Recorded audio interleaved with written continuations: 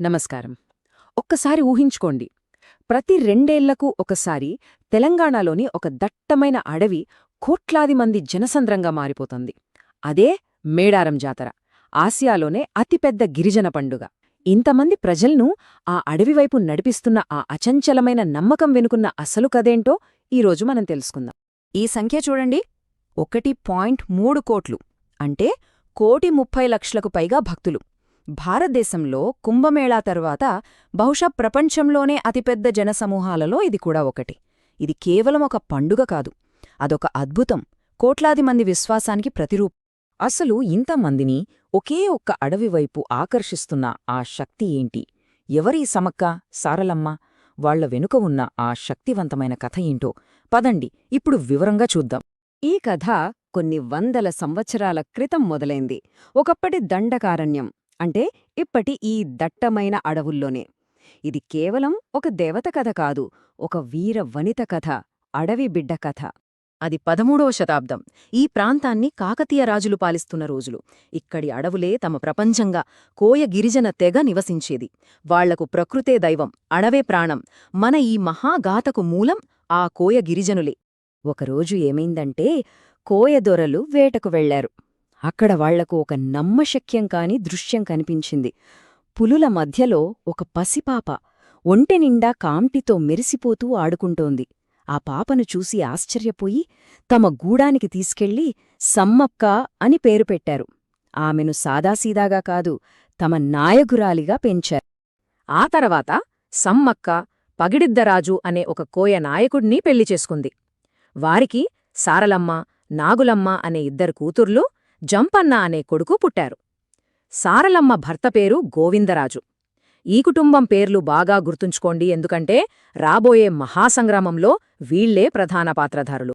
అంతా ప్రశాంతంగా సాగిపోతున్న సమయంలో ఒక పెద్ద సమస్య వచ్చింది.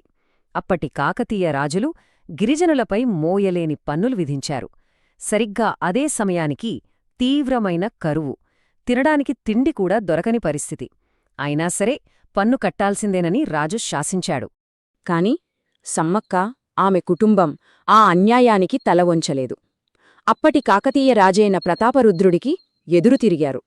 పన్నులు కట్టేది లేదని తేల్చి చెప్పారు. తమ ప్రజల ఆత్మగౌరవం కోసం, స్వేచ్ఛ కోసం పోరాడటానికి సిద్ధమయ్యారు. అక్కడే ఒక చారిత్రాత్మక తిరుగుబాటుకు బీజం పడింది. ఇక మేడారం దగ్గర భీకరమైన యుద్ధం మొదలైంది. ఒకవైపు అత్యంత శక్తివంతమైన కాకతీయ సైన్యం, మరోవైపు అడవిబిడ్డలైన కోయవీరులు.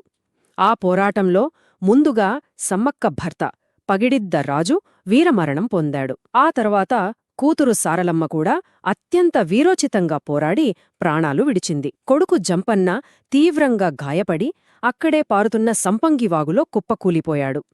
కళ్లముందే భర్త, పిల్లలు అందర్నీ కోల్పోయింది సమ్మక్క.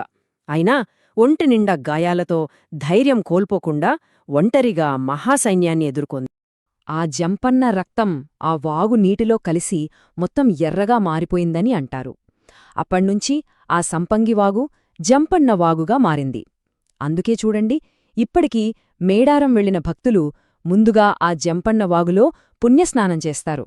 అది ఆ మహావీరుడి త్యాగానికిచ్చే నివాళి. యుద్ధం చివరి దశకు చేరుకుంది.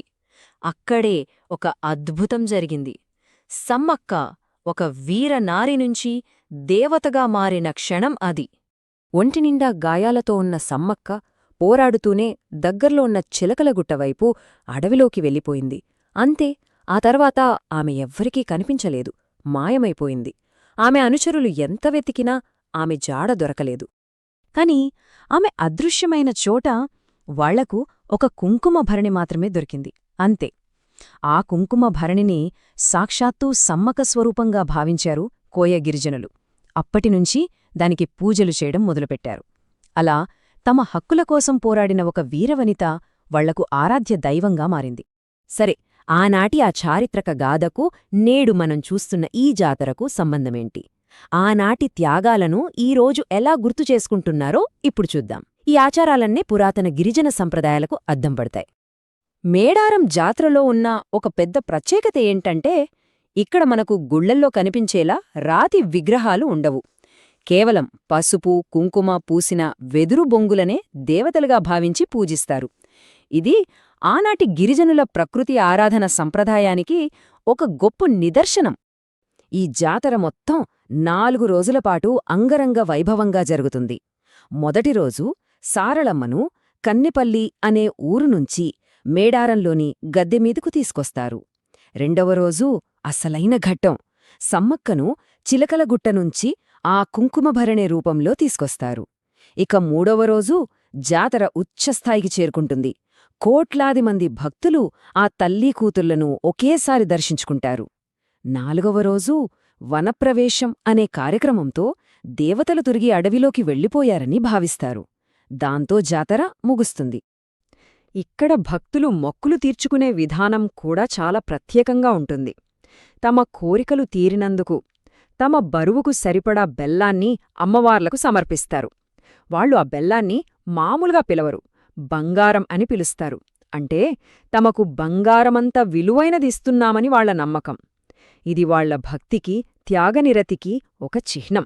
ఒకప్పుడు కొన్ని వేల మందితో మొదలైన ఒక చిన్న గిరిజన పండుగ ఈరోజు కోట్లాది మంది విశ్వాసానికి కేంద్రంగా ఎలా నిల్చిందో చూస్తే ఆశ్చర్యపోతాం. ఈ పెరుగుదల చూడండి. 1955లో కేవలం 2000 మంది మాత్రమే ఈ జాతరకు వచ్చేవారు. కాని ఈరోజు ఆ సంఖ్య 1,30,00,000 దాటిపోయింది. కొన్ని దశాబ్దాల్లోనే ఈ అద్భుతమైన పెరుగుదల ఆ తల్లీ కూతుళ్లపై ప్రజలకున్న నమ్మకం ఎంత బలమైనదో మనకు స్పష్టంగా చూపిస్తుంది. అందుకే చూడండి, ఈరోజు మేడారం జాతర కేవలం ఒక పండుగ కాదు, అది తెలంగాణ రాష్ట్ర పండుగగా గుర్తింపు పొందింది. ప్రపంచంలోనే అతిపెద్ద గిరిజన జాతర ఇది. ఇది కోయ గిరిజనుల సంస్కృతికి, వాళ్ల ఆత్మగౌరవానికి ఒక ప్రతీక. గిరిజనులనే కాదు, గిరిజనేతరులను కూడా కలుపుకుంటూ 100 ఏళ్లనాటి సంప్రదాయాలను ఈ రోజుకి సజీవంగా నిలబడుతోంది. ఒక్కసారి ఆలోచించుండి, సుమారు 800 సంవత్సరాల క్రితం తమ ఆత్మగౌరవం కోసం జరిగిన ఒక పోరాట గాథ ఈరోజుకి కోట్లాది మందిలో ఇంత అచంచలమైన విశ్వాసాన్ని ఎలా నింపగలుగుతోంది? బహుశా త్యాగం, ధైర్యం, ఆత్మగౌరవం లాంటి విలువలకు కాలంతో సంబంధం ఉండదేమో. మేడారం జాతర సరిగ్గా ఆ విషయానికే ఒక గొప్ప నిదర్శనం.